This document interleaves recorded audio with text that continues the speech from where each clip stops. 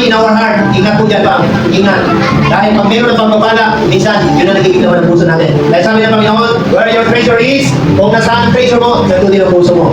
Kung laging nasa isip natin, pera, yan nasa puso natin. That is our Lord. Ay kasi ganito, pastor, kasi ganito ganyan. Yung kasi na yan, ay na lang yung pera.